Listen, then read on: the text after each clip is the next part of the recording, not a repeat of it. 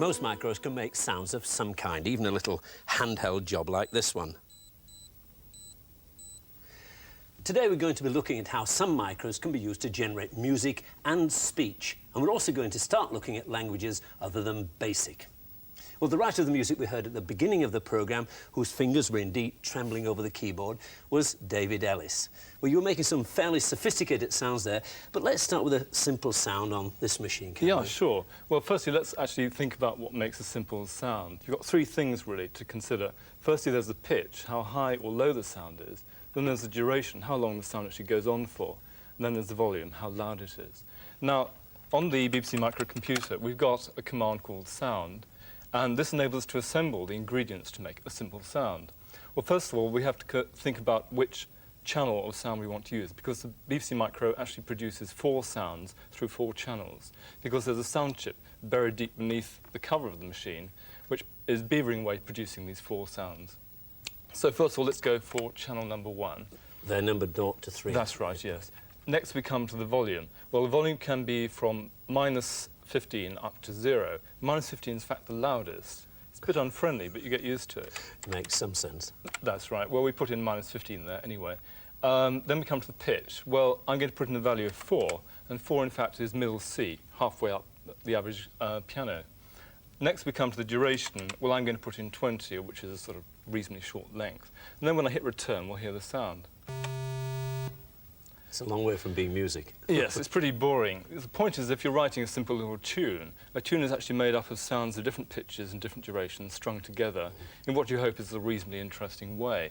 So let's do something like that. In fact, what we're going to do is write a program which will change just one of the parameters in the sound command, in fact, pitch. So I'm going to write a simple 4-next loop going from 0 up to 200. And they're going to go up in steps of 4. And that means that the sound that you actually hear will go up in steps of semitones, i.e. producing a chromatic scale. That's rather like going through all the keys on a piano, including the black notes. Absolutely right. OK, so on the next line, we then put in our sound command, and we go sound 1, the same channel, the same volume. Then we put in the name of the variable, pitch, and finally the duration. And I've selected 2, which is so it can be nice and short. And then finally, on the last line, we put next pitch, just to complete the loop. And then we can run it.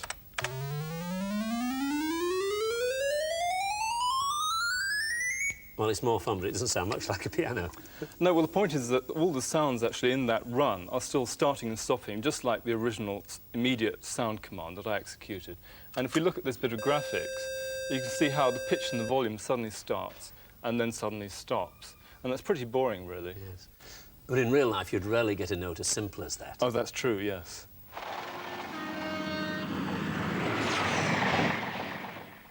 Well, we can look at that train again on some graphics I've got.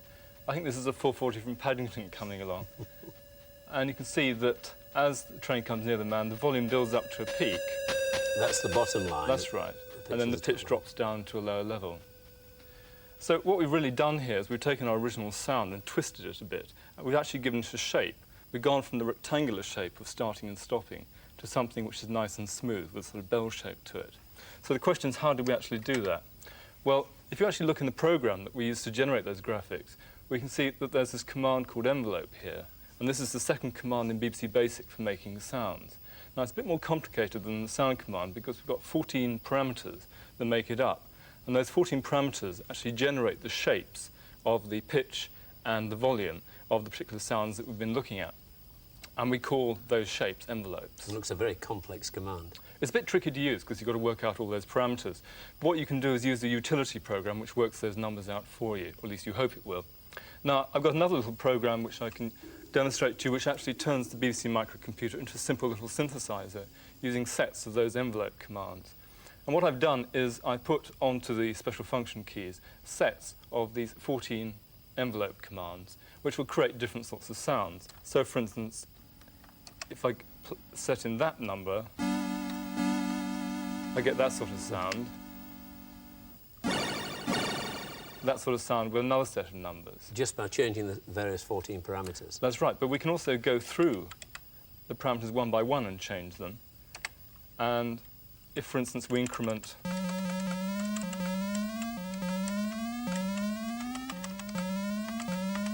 you can hear that the the sweep of the pitch It's changing. varies as Yes. I change that number. Now, I can play 3 notes at once on this.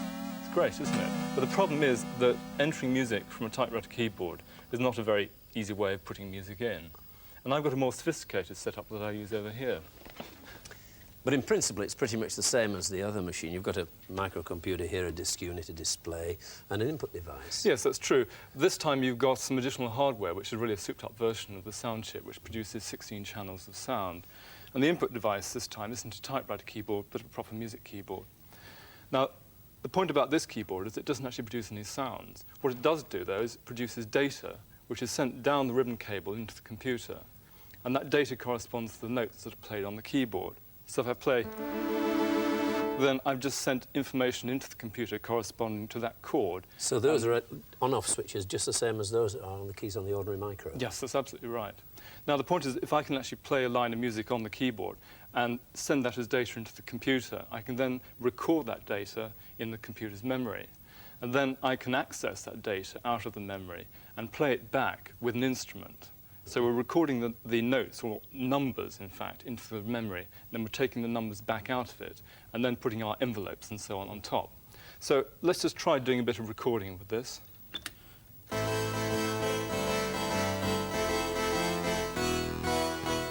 Okay, so I recorded a line in. That's been allocated to a particular part of the computer's memory. And I can now put another line in on top of that.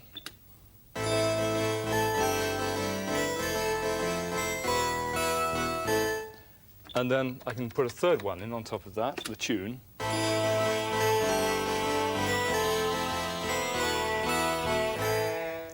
And then finally we can play that back to make sure we're happy with it.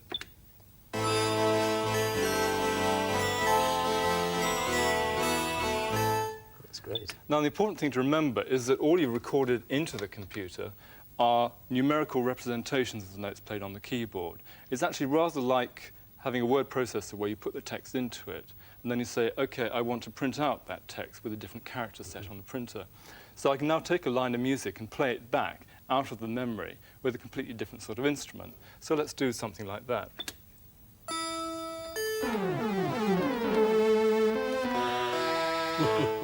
So you can see it's very flexible, really. But one of the problems is that not everybody can play a musical keyboard. And if you're having an off day, or if the music's very difficult or it's very fast, you might have a few problems. So what we really want is an alternative means of actually inputting the musical data in the first place. And one way of doing it is using numbers, the sort of things we were doing with the sound command. And I've got here an additional bit of hardware and some software, which enables us to do things along these lines. In fact, what we've got is a box which produces 8 channels of sound rather than 4, and it also produces a further channel which contains 7 different percussion sounds. And it's being fed with data along this ribbon cable from the same computer. So let's build ourselves a simple little drum pattern.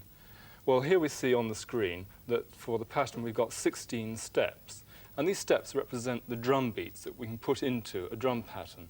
Then along the top, we've got the actual drum sounds themselves. And as I build up a drum pattern, you'll be able to hear what they sound like.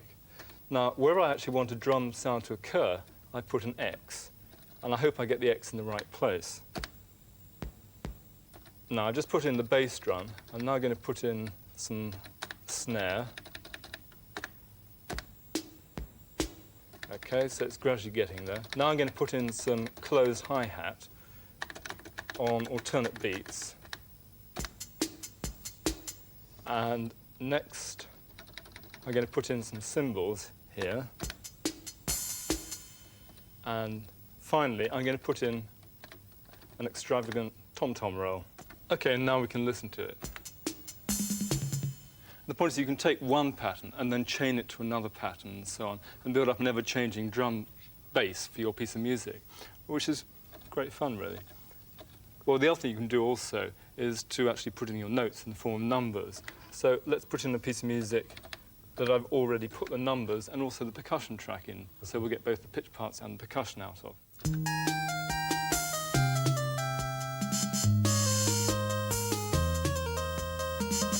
That's absolutely terrific. But you haven't actually played anything there. You've actually just put numbers into the machine That's itself. right, it's all by numbers. And of course that means that if you've got something which is very difficult, you can do it with numbers instead. I see, yes. And so far we haven't produced any music notation at all. That's true. Well, I've got another program which I can load up. So if I just load that, if you look at the screen, you can see we've now got 2 staves on it. And when I play the keyboard, the music played on the keyboard will then actually appear on the screen as real musical notation. So when I press the space bar, I'm given a metronome which I have to play along with.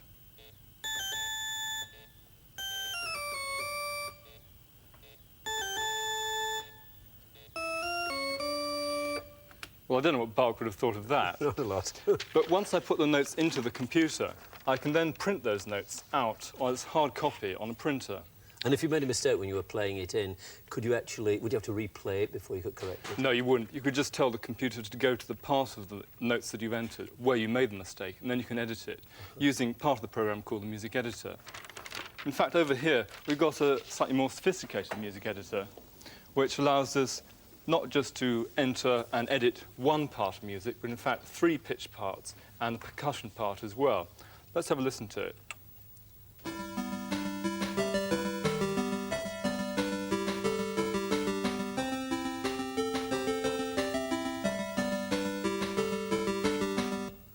I think you really are trying to catch me out. There's something wrong with that first bar. Dead right, actually.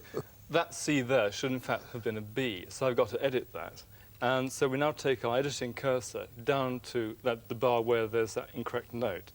And now I take that bar into the edit part of the display, and I want to correct that C. So I take my edit cursor along to that position, and now tell the computer to replace that C with a B.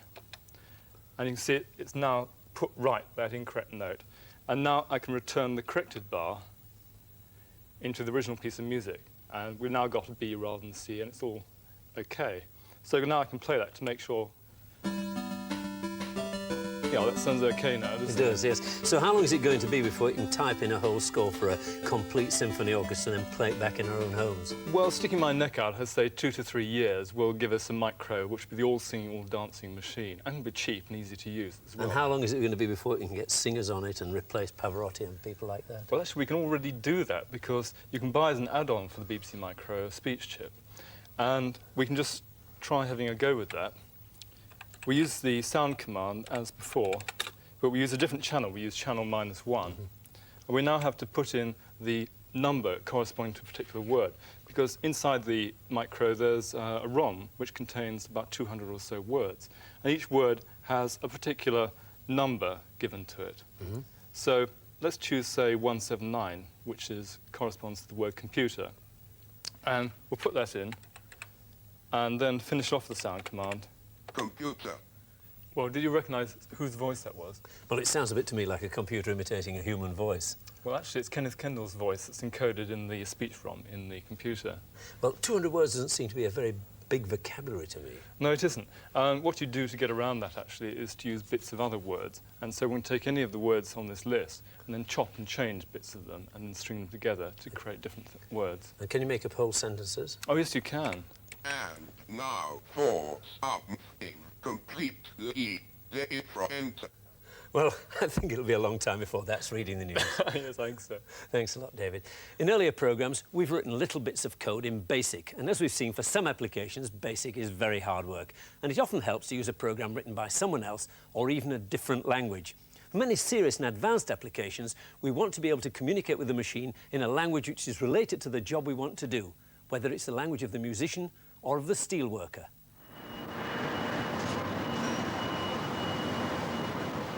At the Scunthorpe Rod Mill, the rolling of steel is a continuous 24-hour process. Red-hot steel billets are rolled out into rods, then looped and coiled, ready to be made into anything from barbed wire fencing to supermarket trolleys. The mill is computer-controlled, but with the rod moving at about 20 miles an hour, it still needs men to try to prevent the steel jumping out of its guide and causing what's known in the trade as a cobble. However, things do go wrong, and this causes particular problems at night when an engineer might not always be on hand to sort things out quickly. So they've installed an ordinary commercial micro to help diagnose faults. It's using what's called an expert system, which can be used by any inexperienced operator. The program contains a set of rules defined by an expert, in this case the steel mill computer engineer. In the middle of the night, when he's not there, the operator can call upon this system, which communicates with him in the language of the steelworks. The program asks him questions about the state of various pieces of equipment at the time when the fault occurred. And depending on the answers, it follows a particular line of investigation until the probable faults are identified. In other words, the program applies the expert's knowledge and his rules to help narrow down the reasons for the breakdown. In this case, a scanner head fault. Well, that program wasn't written in BASIC because there's a better language, a better tool, if you like, for that type of application. You can use another language in the machine by loading it from disk or cassette, or maybe using a special ROM. For example, a language called microtext was used to write this program. Its main advantage is that it makes designing the screen format extremely easy. The expert in this case was a doctor, and it's a health diagnosis program which questions you about your lifestyle and, according to the answers you give, gives an opinion on your general health. Well, I've already put in some information about my age, my sex, my height, and my weight, and one or two other questions, and I've got to finish it off. Do you smoke? No. Can you eat more or less what you like without after effects? Yes. Do you take drugs? No. And that's about it. So we see what my general health is. At the moment, your general health is probably quite good, but your answers indicate that your health could benefit from a few simple changes in your lifestyle.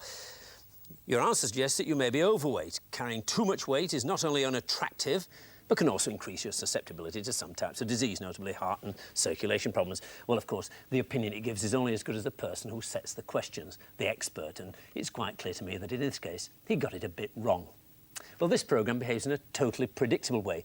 It's not learning as it goes along, and perhaps the most exciting area for the future of computing lies with programs that are able to learn, and we've got one here. This is a program called Animals, which is a type of 20 questions game. The computer has a set of questions and possible animals stored in its memory, represented by this tree of possible routes. At the moment, we're at the base of the tree at this point here. And we've got the first question, is it a mammal? And depending on the answers, it will go up one or the other of the branches on this. Well, in this case, I've chosen zebra. Is it a mammal? Yes. Does it have stripes? Yes. And it's going up the yes branch. Is it a carnivore? No, it goes up the other branch. And it's come to the end of the tree, or the top of the tree. Is the animal a zebra? Yes. Well, it got it. But the most interesting part of this is when it gets up to the top of the tree and it hasn't got the answer that you've predicted. So I'm going to play it once more, and this time I'm going to choose a robin. Is it a mammal? No. And it goes up the other branch. Is it a bird? Yes. Does it fly? Yes. And it's gone right to the end, or the top of the tree there. Is the animal a duck? And it's only got one flying bird, and it's not a duck. No. Well, it gives up. What is your animal? Well, my animal I've chosen is a robin, so I'll type it in. Robin. Give me a new question. Well, a fairly simple question. Does it swim? What would the correct answer be for a robin? Well, at this point, we're right up at the top of the tree at this point here. And what we're going to do is to replace this end point with a new question. And the question is, does it swim? And as I hit that, two new branches come up, one of which will be robin, and the other one will be the duck. So I can try it again. Do we want to play again? Yes. Is it a mammal? No. Is the bird? Yes. Does it fly? Yes. Does it swim? And we're right at that point there. No. And there it is. Is the animal a robin? Yes. I got it. Want to play again? Well, of course, this program's very limited because it can only go further and further into the tree. It can't use two answers to infer a third, for example. For that, it would be better to use a more sophisticated artificial intelligence language. But it's not only possible to teach the computer new facts, but also a complete sequence of tasks. Our researcher, Catherine Robbins, has been using an artificial intelligence language to talk to a robot. Base. No. This robot arm is being controlled by a high-level language which recognizes spoken instructions corresponding to the various parts of the arm. Its wrist, its shoulder, its elbow, and so on. Elbow. Hand. Before I can actually get the arm to move by using these instructions, I've got to teach the computer to recognize the pattern of my voice for each of the keywords which I'm going to use. Wrist. Well, now that the machine has learnt to recognize the sound of my voice, I'm going to train the arm to pick up a beaker. The instructions I give the machine will be stored as a single routine. Shoulder. Yes. I can use each instruction to make the arm move a precise amount in any direction I want. Elbow. Yes. Eventually, I finish giving it all the commands necessary to make it complete a routine. In this case, that's reaching over, bending down, and picking up the beaker. Quit. Yes. Once the routine is completed, the arm is then reset. Well, having taught the machine a routine, I can now call up the sequence whenever I like. In this particular sequence, we've called beaker for the sake of argument. So we'll see whether it works. Beaker. And away it goes and starts to work.